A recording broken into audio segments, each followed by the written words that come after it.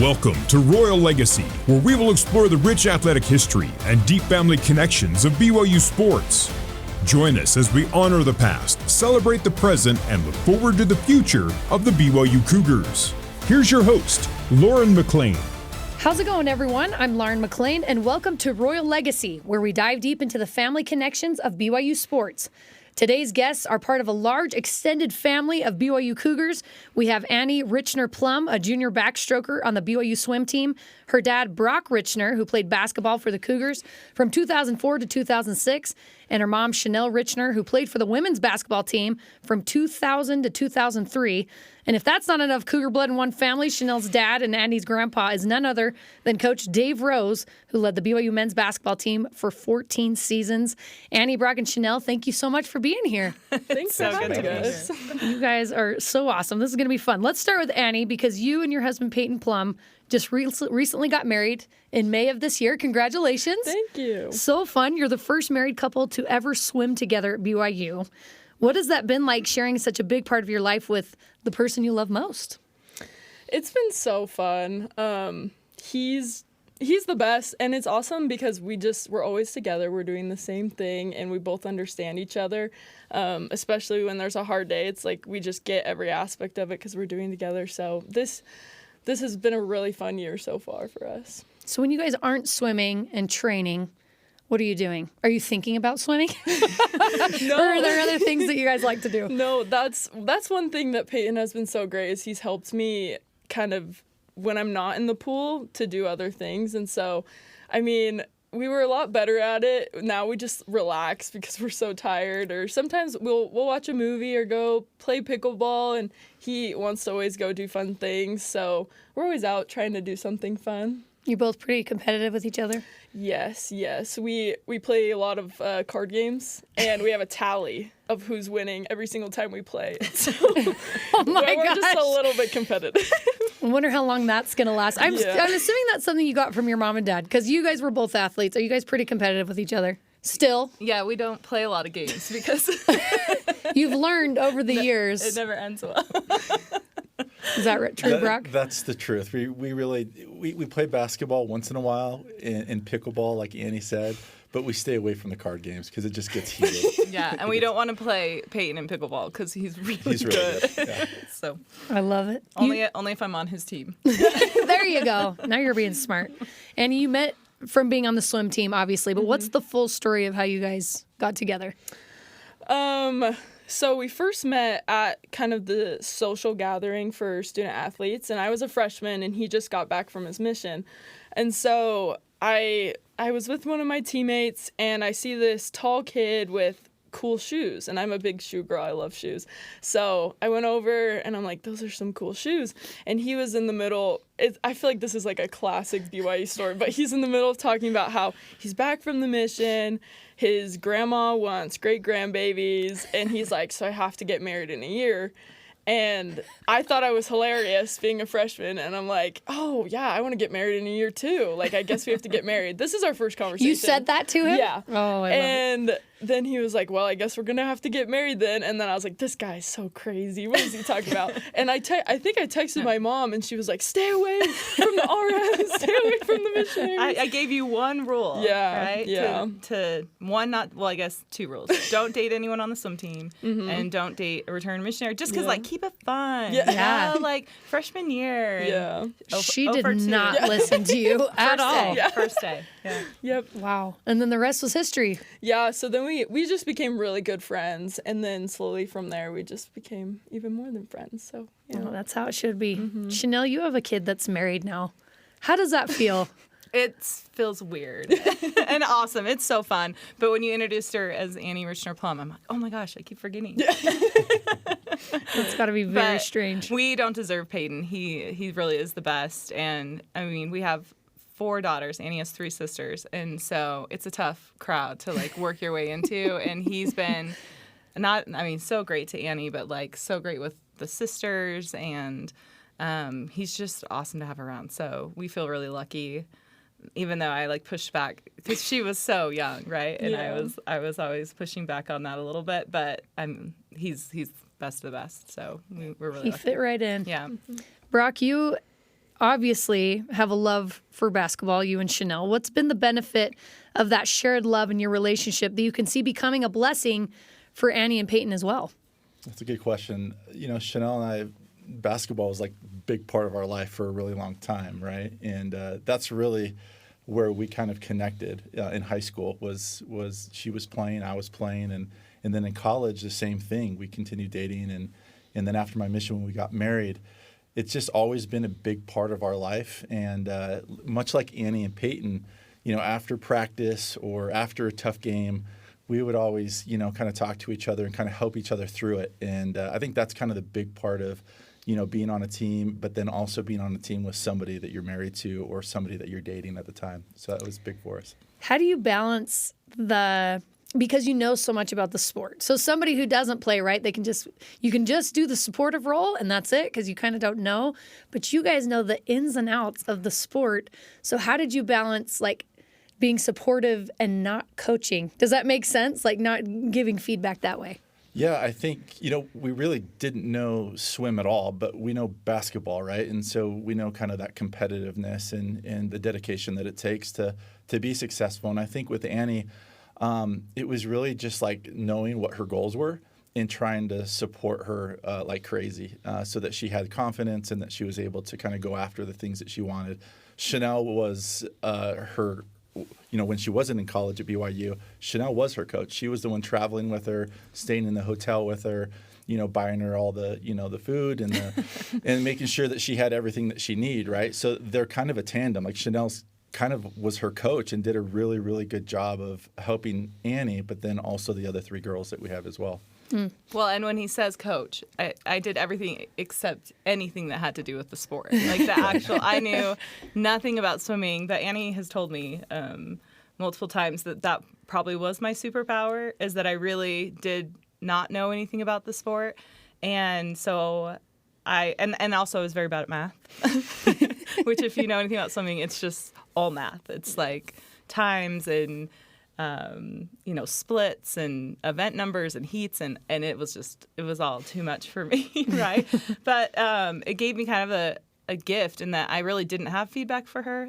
We completely trusted her coaches that she swam for because I knew they knew more than I did, right? And there's a lot of parents sometimes that think they know more than coaches, and that was never our situation because I was brand new to the sport. Everything I was learning was, while Annie was doing it, and I would mess up all the time and sign her up for wrong events and do all this. But it was actually really fun because she would tell me about her races. And so I could tell by her face, when she finished, oh, that was good. And then there would be times that she was trying to get all season that I could remember. But for the most part, she would tell me how it went. And then I'd be well, where are we going to eat? More importantly, what are we eating tonight? Yes. We're going to get into how you got into swimming a little bit later, but you all have deep roots here at BYU. Annie, what does it mean for you to don the royal blue and the stretch Y every time you get into the pool? I feel like I'm just accomplishing my goals and my dreams of that I've had since I was little. I grew up around here and I went to swim camps and I decided this is where I want to be. And so every day I'm here, I'm so happy and I'm really grateful because I'm living the dream and I'm living my dream that I had for myself. So what moment did BYU finally feel like home to you? I think this year, so over the summer I moved away to California and I was training with a D1 program there, and I came back here to start the season, and I just had this feeling the first day back at practice where it was okay, I was away from BYU, I love BYU. I love being here. These people, my teammates, it's my family, and my coaches, I felt like the distance made me realize how good I have it here. Mm. Chanell, did you ever imagine Annie would end up competing for BYU in swimming? I mean, is that something you just ever imagined? No, and I was really big on them knowing that wasn't the expectation. That there was never an expectation that they needed to come to BYU. BYU is an amazing school, and we both had great experiences there. But I wanted them to have whatever dreams, whatever goals, and, you know, whatever opportunities, wherever that was. And we would always be connected to BYU, but that didn't mean they had to come to school here, right? And so I think that she had set that goal for herself, but I also worked really hard to try to keep her mind open to, like, some, you know, another place might be the best fit for her too. And, you know, for her, it all worked out that this was, you know, where she wanted to be, and they wanted her to come here. And you know, it was a tough journey to get here, and then it hasn't been, you know, perfect since she's been here, but there have been really amazing moments where, you know, she's been so proud. I mean, she should be really proud, because it was crazy to put all the work and everything to get here. And so, but we, you know, we want the girls, all of our girls, to know that we just want them to be happy, and wherever that is and wherever that takes them, like, we're the biggest fans of them. So, and that's how it should be. But Annie, you basically grew up in Provo watching BYU games and watching your grandpa coach. What are some of your earliest BYU memories? I think the earliest I have is it was maybe after a Mountain West championship, and we went back in the room, and Jimmer Fredette was there, and I took a picture with Jimmer Fredette, and I wrote, "I love Jimmer Fredette" on the game plan board. Yeah. We were in the team room. Yeah. Yeah. Mm-hmm. So I think that's the earliest memory, and yeah, just I was obsessed with the boys on the team. I loved them. I thought they were so cool, and just being able to watch from the front row, just seeing my grandpa, it was the coolest experience, just to watch that. Seeing your grandpa take off his coat and chuck it on the chairs. Moment, yeah. So good. I love that. Brock, you and Chanell both played basketball, but now you've raised 4 daughters who all swim or cheer, right? When did swimming overtake basketball as the family sport? Well, I think it happened when we moved from Washington State down here to Provo. This is about 8 years ago. And Annie was playing basketball up in Spokane. And then when she came down here, I think one of her coaches talked to her and said, "Hey, we think that you could be a really good swimmer." And she had to make that decision, and we let her make that decision. She was a good basketball player as well at the time, and she decided that she wanted to be all in with swimming. And I think that was right about 8th or 9th grade. And she took off with it. Her freshman year at Timpview, she won a state championship in swimming. So I think that really kind of propelled her into what she wanted to do and continue to do that. So that was kind of the moment where, as a family, we looked at each other and we were like, we don't have any basketball players. We have swimmers and cheerleaders. And her other 3 sisters all swim and also do cheer. So we're really busy with their schedules and you know, supporting them. But Annie took off early and knew she wanted to do this. And that's crazy to me. So your other daughters are Kate, Tessa, and Eve, and they all ended up doing swimming too. Yeah. So Annie, what does that mean to you that you kind of were the trailblazer for the swimmers of the Reichner family? I mean, it was so fun because I was able to swim with my sister Kate, and throughout high school, we're 2 years apart. So through high school, we had 2 years together on the team, and we swam for the same club team. And so just her being able to, she made her own trail because she's very, very talented. And so being able to do that together and get as close as we are, it's really big blessing, and I'm very grateful for it. Chanell, you teach at Timpview High School. Is that right? Where both Annie and Brock went to high school. You went to Provo High School. And now 2 more of your girls are there right now. What's it like watching your kids walk the same halls where you're teaching? It's so fun. My first year back to teaching, I was home with the girls, and then Annie's freshman year, I missed it. I love teaching, and so I get a job at Timpview, and she's all stressed. And I said, "Don't worry. Like, I'm not going to teach you. I'm not teaching your friends," because I'd never taught that subject before. And what do you teach? What subject? AP Human Geography. Okay. So, sure enough, we get my schedule, and she had done her schedule before I'd even applied or anything, and she's in my first period class.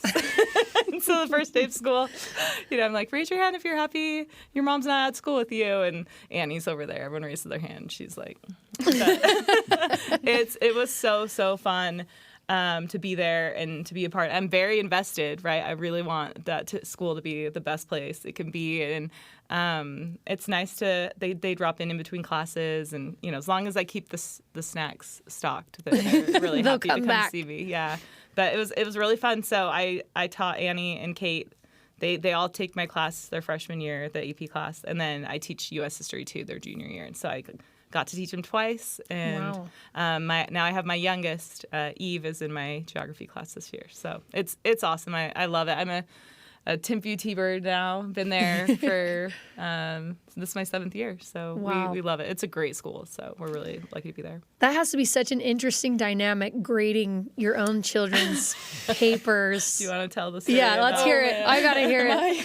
So was it junior or no fresh? No, it was U.S. history. Okay, yeah. So we had to write a paper in U.S. history, and my mom was grading all these other papers and giving them great grades, and then she stops, reads mine, and she's like, "This isn't good enough. You need to redo it." And I was like, "Mom, you gave all my friends good grades," and she's like, "But I know we can do better." And the truth was, I hadn't even read anyone else's. It was just completion. It was the assignment I was grading on completion. But then I came across Annie's, and I was like, "Oh, let's see what she said." And then I read it, and I was like, "You can do better." No.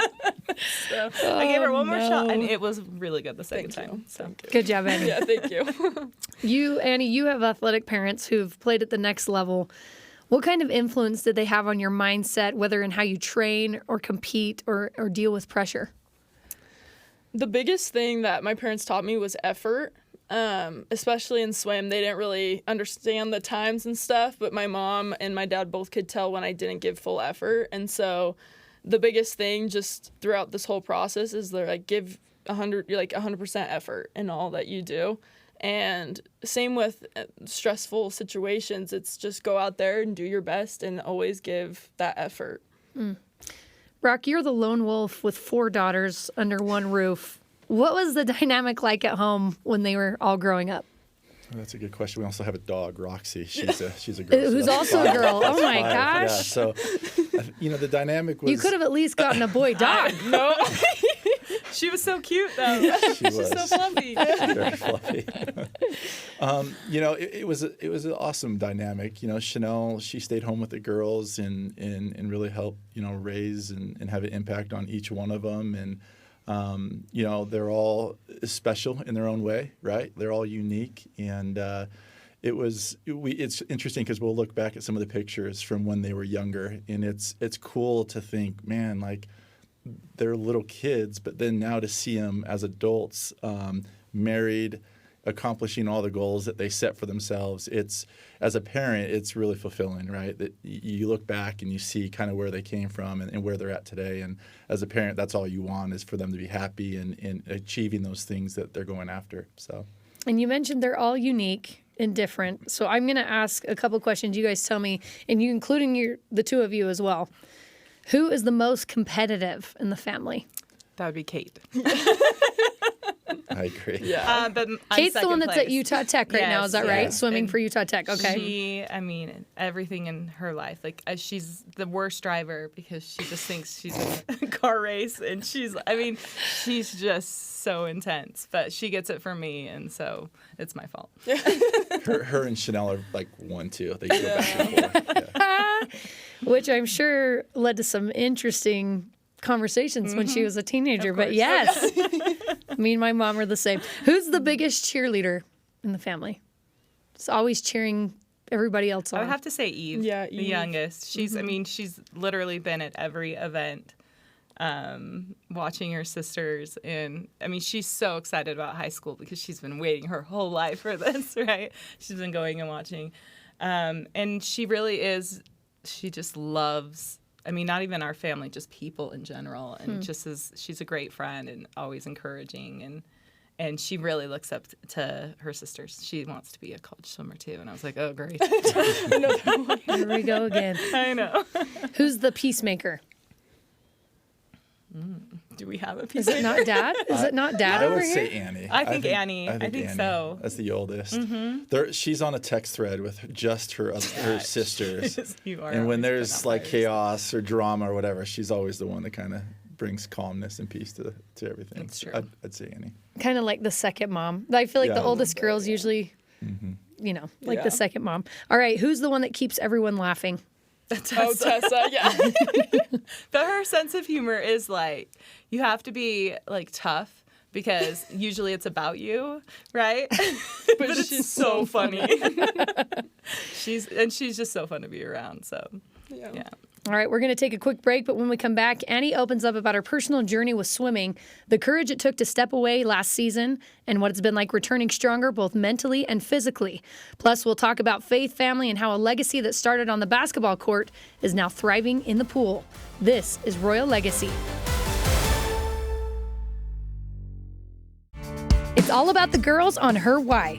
We're giving BYU female athletes and coaches the mic, and trust me, they've got stories to tell. From game day grit to personal triumphs, we go way beyond the field to show you who these incredible women really are. I'm Lauren McClain, and yes, this is the other podcast I host. Catch Her Why wherever you get your podcasts.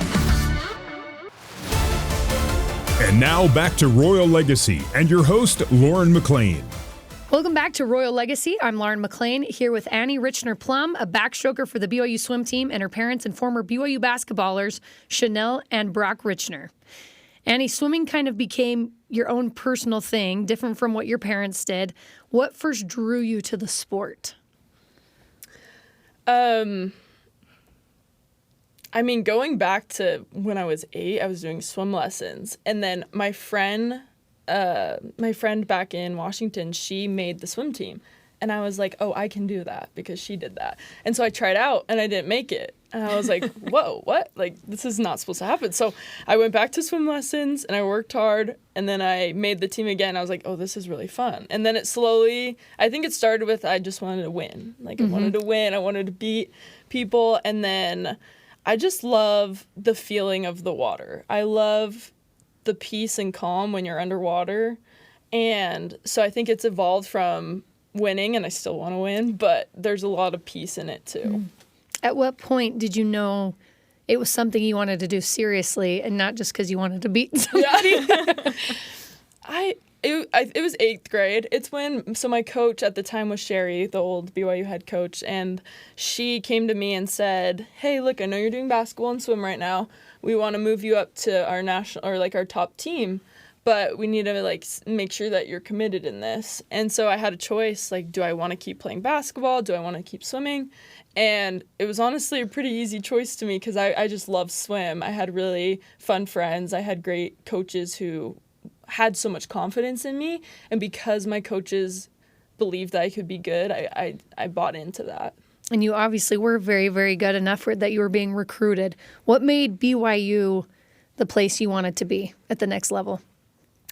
I was very open to a lot of different places. I went on a trip to another place, and I had a few more scheduled. And I went on a trip my junior year, and it just felt like home. Like, everything made sense. The people were so kind. The coaches at the time were very similar to my coaching staff, and so it just felt like home.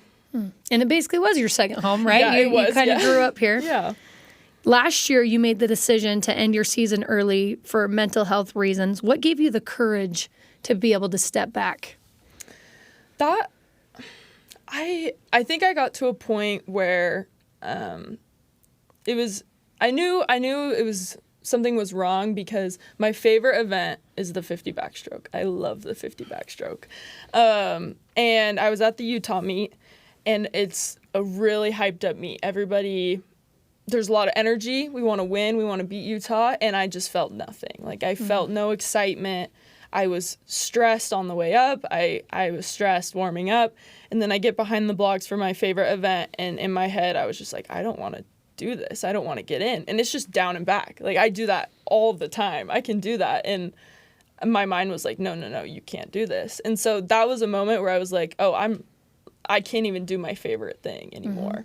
And so I'm very grateful for my coaches because, and my coach, my like specific coach, Emma, she really supported me. And that night I told her, I was like, I just can't do this anymore. I need to be done. And then they had a lot of faith in me, though. They gave me a chance to go to Big 12s. And I ended up deciding that I wasn't in the right place mentally for that. So, yeah, I'm just grateful for the support from my coaches and my parents. They were really supportive, and they just wanted me to be happy. That had to have been such a hard decision, something you've been training for and working hard for, but knowing you needed to put your mental health first. Yeah. Brock, as a former college athlete, how did you and Chanell support her as she made that decision? Yeah, I think for Annie, it was really for us understanding the game or the sport of swimming, where you're measured in hundredths of a second. And we've noticed there's a certain age, usually in the teenage age, where these kids will kind of hit a mental block, and a lot of them will drop off. Annie didn't have that. She was very good at that age, but that came a little bit later for her, which is completely normal. And for us, it was, okay, how do we support her through this, right? What do we need? What tools do we need to give her so that she can continue to believe in herself, have confidence in herself, and get past this, right? And so Chanell and I, we kind of looked around and looked at some different resources, and Annie was very open and receptive to that, and she was able to work through that. And so then you made the decision to come back and try again. How do you feel differently this season than you did the last? I'm just having fun, and my perspective changed. And being away this summer, living in California, I really had a lot of time to myself and a lot of time to think through things and also work on myself. I was able to meet with Craig Manning for a few weeks before I left, and he was such a blessing in a way. There were a lot of people trying to help me, and I don't think I was at a point to where those things were working for me, but I felt like there was something wrong with me. I felt like there was, I was the reason for this, and he kind of explained to me, no, like, this is just your brain. You're doing, like, these are ways to fix it. You're just in a very reactive mindset. Like, and he said, I'll fix you, or like, I'll help you in, and I think he said 4 weeks or something, like, I'll change this in 4 weeks. And just having that hope, I just bought into that, and I just started kind of working on the things that he gave me even when I was away. And being away, I realized that I'm way more than a swimmer. I have so many other things about me that are fun and cool, and I'm not just a swimmer. And so being able to come back this year and realize this is fun. I'm having fun. This is supposed to be fun, and really buying into the team and reaching out to my teammates and coaches, that's just made it so much better this year.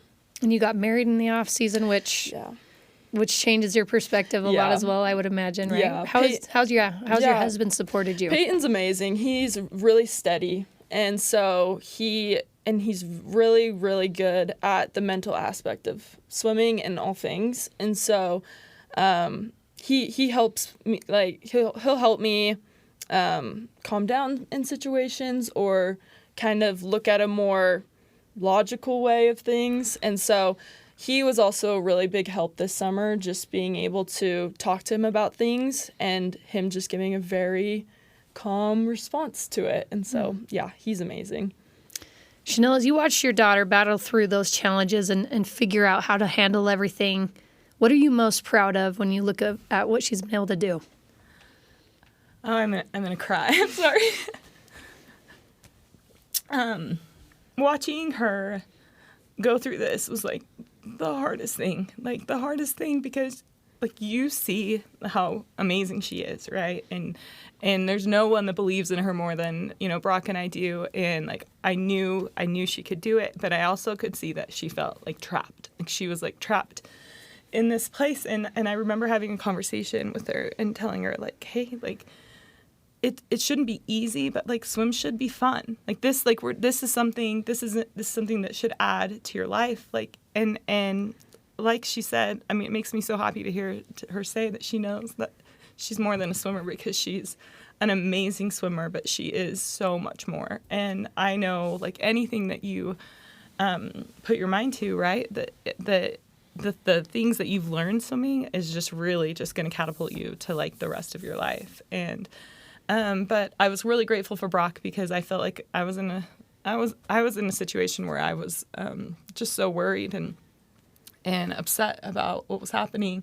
he was really action oriented and was like, let's get her the tools and the support and the people, surrounding her to help her through this. But I remember walking out of that Utah meet and, I thought, is this the last time she's ever going to swim? This is the last meet I'll ever watch her swim. And immediately I just felt like, you know what, if it is, it's okay. Because, it's okay. And she's been resilient, and she's already swam some great meets and some great swims. But to watch your kids do something they love, that's the goal. Like, that's what you want. But when that thing turns, and like Brock said about the pressure, I've done a lot of sports, and we did some high-pressure games and high-pressure situations, but there's nothing like swim.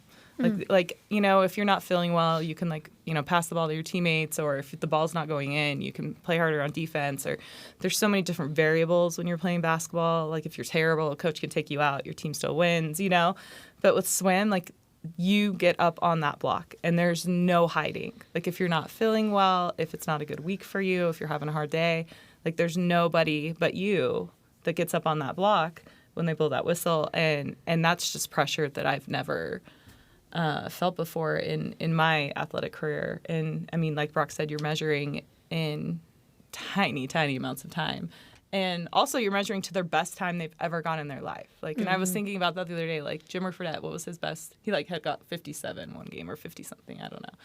But if it was swim, every game after that, they would post his score, and then it would say minus 15 from the best he's ever gone, right? And so you post their best time. That's what they're seated at most of the time, and then it's always they're measured to the best they've ever done in their whole life. And I'm like, I don't think that's fair. But That's rough. Also, I'm not in charge of the sport. Annie, was there ever a time where you considered just completely stepping away from the sport, or did you always in the back of your mind know, no, I'm gonna make it back? I definitely thought about it last year at Utah. And I thought a lot about, is this where I'm supposed to be? Is this what I'm supposed to be doing? Is there a reason that I'm feeling this way? But it's really hard for me to let go of something like that. And I knew that I wasn't done. And that was the big thing, was I'm not finished yet. I have goals, and I have things I want to accomplish. And so, yeah, I'm not done. I'm 2 years in. I have 2 more. Let's just see what I can do for the next 2 years. And so that was the big thing for me, was I'm not done yet. So, yeah. Yeah, what a crazy sport, right? Yes. You're amazing. You were incredible. Thank you. For doing that. And luckily you two chose basketball, right? Let's talk about Brock for a minute. You actually played for your father-in-law, Coach Dave Rose, while married and raising Annie. What was that dynamic like on and off the court? It was really interesting. So I played 2 years at junior college, and then I transferred to BYU. And it was on a team my junior year that we went 9-21. So we were pretty bad. And then the following year, my senior year, Dave became the head coach. It was his first year, my senior year. And it started, that first game we lost. And it was luckily the second game we won. And that was kind of the biggest thing about that year that I remember, is we made it a goal as a team never to lose 2 games in a row. And that really came from Coach Rose. He's just so competitive. His players really buy into him. They love him. They'll do anything for him. And you could see that not only my year, but just the 14 years that he was a head coach. The guys really bought into his style, and he motivated his players to be better than they were. I think you guys ended up going 20-6. Yeah, so we were 9-21 the previous year. We were picked last my senior year, and in the conference, in the Mountain West Conference, and I think we tied second place at 20-6. So had a turnaround year. He was coach of the year, and he did an amazing job as a coach. So as your father-in-law too, what did that experience teach you about him? What did you learn new about him that year? Well, I learned that, and especially 20 years later, right, and having a career of my own, I realize how challenging that might be to bring your son-in-law, a family member, onto your team, right? And just that in general. I think of bringing a family member into my work environment and how challenging that might be. So I definitely appreciate the opportunity that I had to play for him. And with that, it definitely made me need to perform at a higher level. I remember my first game against Loyola Marymount here. I missed my first shot, very first shot. It looked great. It felt great. But guess what? As soon as I missed, I sat on the bench the rest of the game. Oh. And I was so mad. I bet you were. I was so mad. And so, that next game, I actually started at Washington State and had a good game, and we beat a team that had just, recently beaten UCLA, which was ranked. And so that process of wanting to perform at a high level, not only for my sake, but then also for my father-in-law, knowing he was a first-year head coach, that's unique as a player to kind of go through that. I'd never played for my father-in-law before. Right. But, Few do. Few do. And so that was kind of a unique situation, but it was one of those that I'll always remember. I'm sure he's trying not to show favoritism, and it's kind of like you teaching your daughters where you're like, "Ooh, no, you got to do that better." Sorry, even though all you need to do is complete it, right? So what was that like for you, Chanell, watching your husband play for your dad? I mean, in the end, luckily in the end, it was it was so fun. It was really exciting. Also, I mean, so much pressure because, there's so many different variables, right? And things that you're wanting to go well. And but I thought my dad was the best coach in the world. I still do. And I thought Brock was the best player in the world. So when those didn't mesh, it was a little bit stressful. And that first shot was funny because when he pulled him out, I stood up, walked out, and my dad talked to me the next day, and he's like, "This isn't gonna work." Like, and I was like, "Well, you need to play him. Like, he is, she was the only senior, right?" And so I had a lot of feelings about it, and Brock did a really good job of he never made it an issue. I think if you would have come to me being upset or anything like that, and he didn't, he just all he worried about was performance, and it ended up being interesting. There was a conversation because Brock was shooting a much higher 3-point percentage on the road than he was at home. And he played really, really well on the road. And so then my dad gets this idea of like, well, maybe we need to put Brock in a hotel. Like maybe it's like the baby's keeping him up and then he'll play better. And I was like, are you kidding me?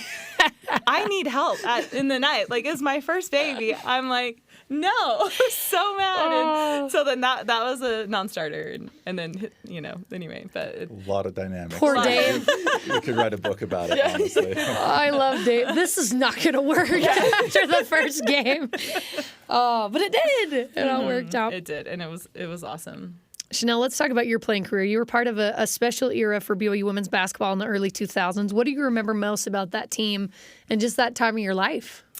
It was so fun. And I think I talk to Annie about this sometimes because I think when you're in the middle of it, you feel like you're going to play forever, right? And it's just, and now being on the other side of it, I'm like, it's so short. And but those girls are still some of my very best friends that I played with. And I learned so much about the game. I mean, Coach Shippen was my coach my sophomore year, and then Jetty got the job. And I remember like loving being a student of the game and learning all the different ways to the different schemes and the different offenses and all the different things.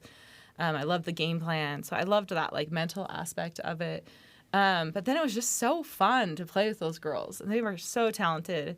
I mean, we had, Erin Thorne and Lisa Osgothorpe and Stacey Jensen and Heather Chessman. And, I mean, so many, Melanie Pearson, right, transferred from UCLA. It was so fun. And it was fun because we won, right? Mm-hmm.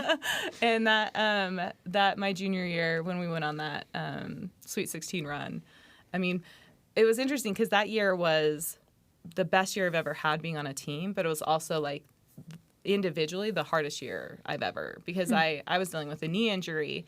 And so as the year was going on and on and on, my playing time and like they weren't letting me practice and I was having a hard time managing this injury. And then once that year ended on such a high note, I had a surgery to fix it, did all the rehab and everything. And then my career ended in a doctor's office where they told me, we just can't get it right. And we want you to be able to walk when you're 30. And I was like, 30's so far. Who cares? Let me play.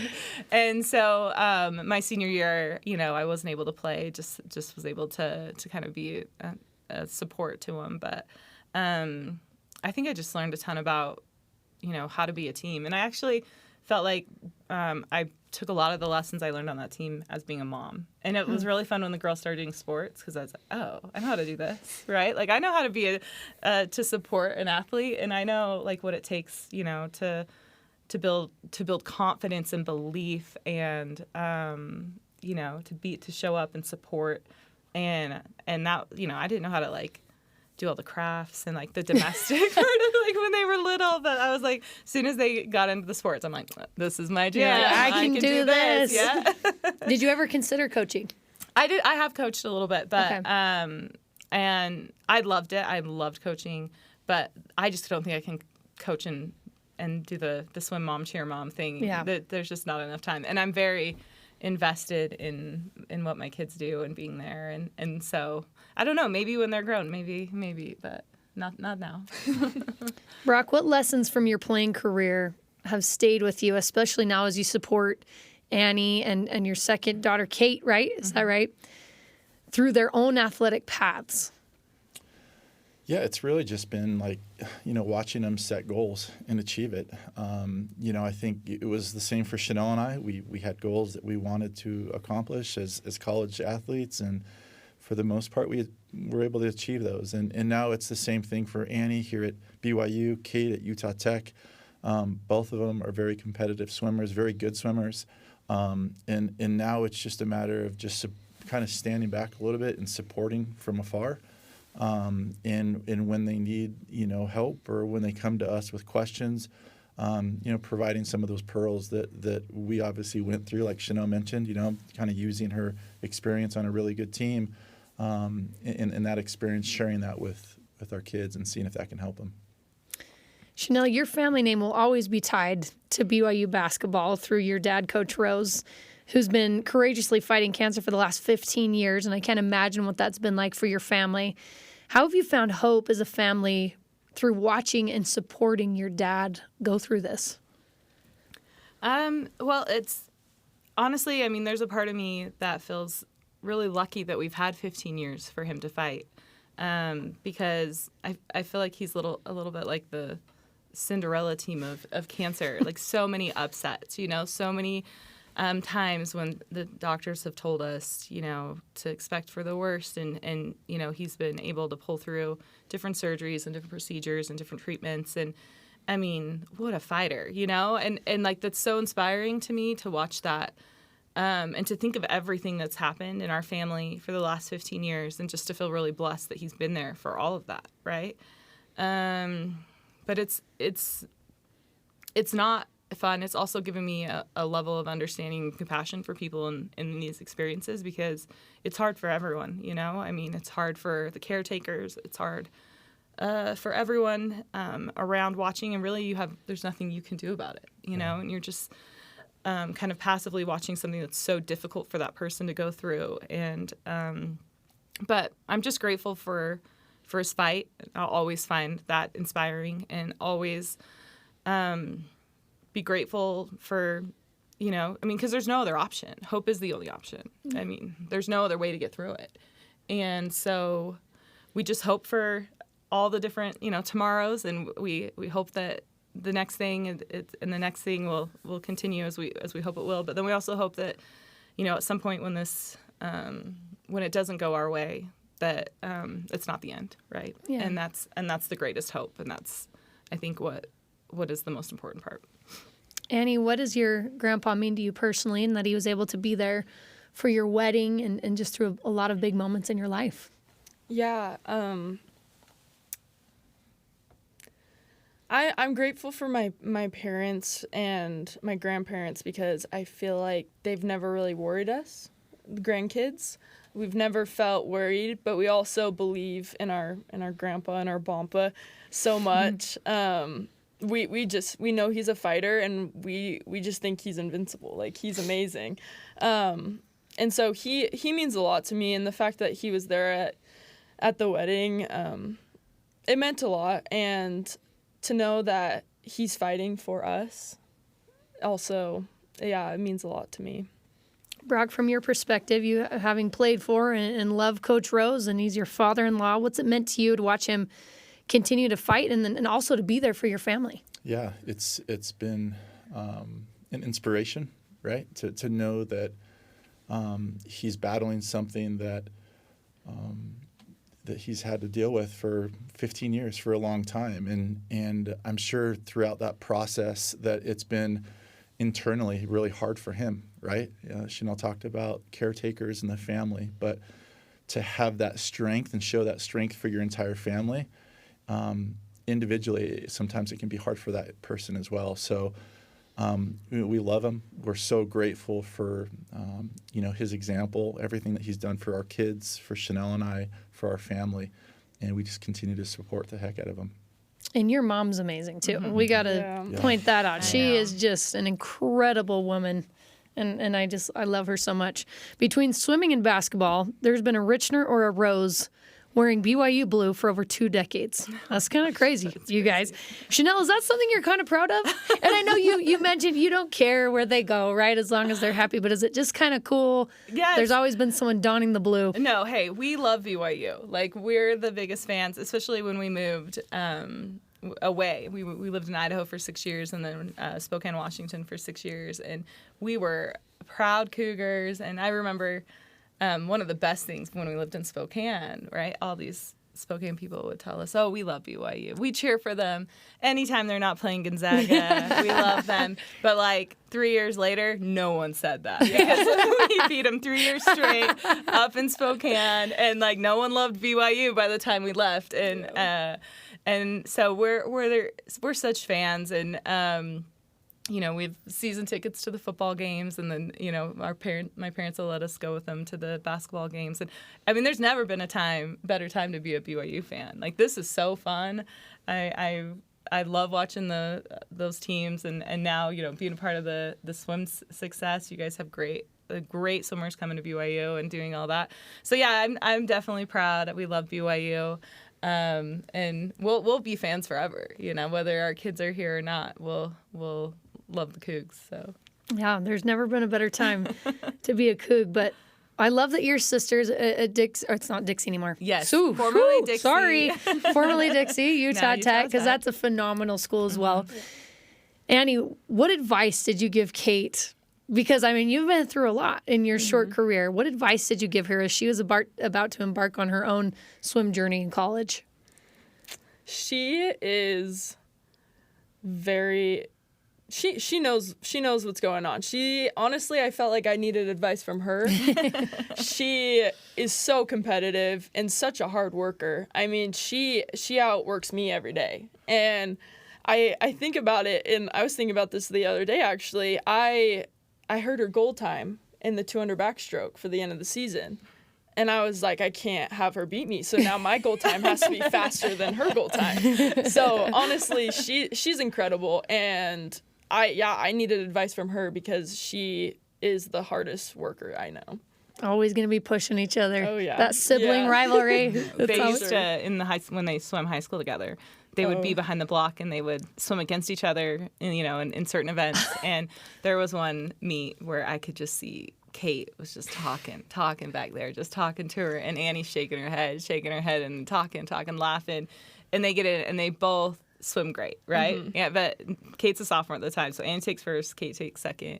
And they get out and they give each other this big hug. It's like one of my core moments of just loving it. But I asked later, I said, what was she saying? And she said she's just talking. And I finally turned to her, and what'd you tell her? Told her, you need to save your breath. Yeah. And Kate, I guess she didn't need her breath. No.